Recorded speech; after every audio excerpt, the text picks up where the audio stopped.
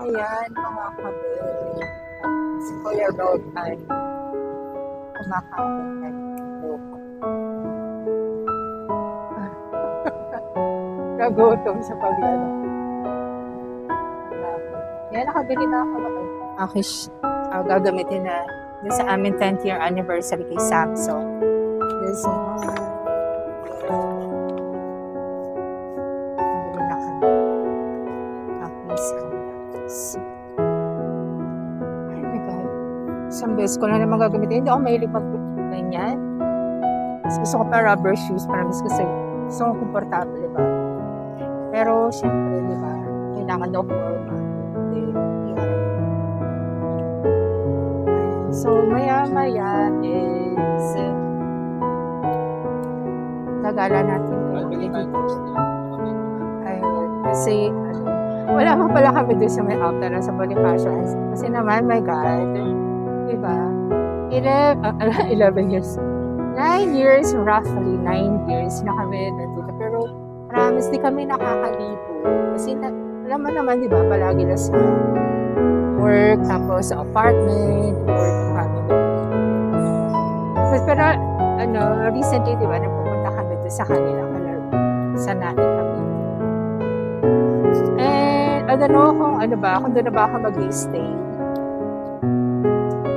Nag-iisipan ko pa kung ano ba yung mas mabuti. Kasi, nangihinayang ako mga kabe, doon sa binabayad ko, sa apartment. Binuman naman 6,500 per month. Kinuwenta ko siya So for 8 years na nagre-rent ako doon sa may apartment. My God, nakakalahating milyon na pala ako. Doon lang sa may apartment na yun. Sayang. Kasi binuman yung 500,000. Magandang bahay na siya. Kung pinagpatayo ko na ng sarili kong bahay. Meron na sana akong bahay na sarili. Kesa yung nagre-rent ka na hindi naman magiging iyo. Diba? Kaya, parang naghihinayang talaga ako kung i-continue ko pa. Kasi syempre, diba, 10 years pa yung bubunuin ko pa before ako mag-retire. Diba? So, another 10 years, tapos 6,500, for sure, dahil 8 years na ako nung magtataas uli siya ng rent. So, di ba? Sayang. Ewan ko. Basta, pero, siguro, ang decision ko doon is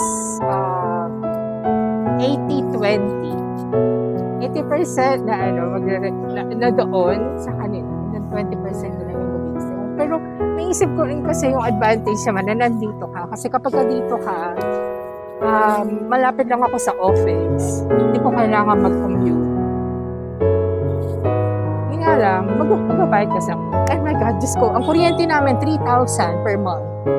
Oh, kaloka, diba? So, sabi ko, mas malaki yung matitipid talaga namin kapag ito kami sa kanya. Promise, as in. Kasi pag nag-retire ka naman, makukuha ko lang yung doon sa retirement pay. Tapos yung kay SSS, yung bag ko, my God, sira ulit talaga sa rock. Yung sa SSS, and sa pag-ibig. Ayun. So, magkano lang yun? Diba? Well, ayan, tapos yun siya kumain. So, let's go. Ayan, sa mga kabe, ikot-ikot kami ulit. Wait lang.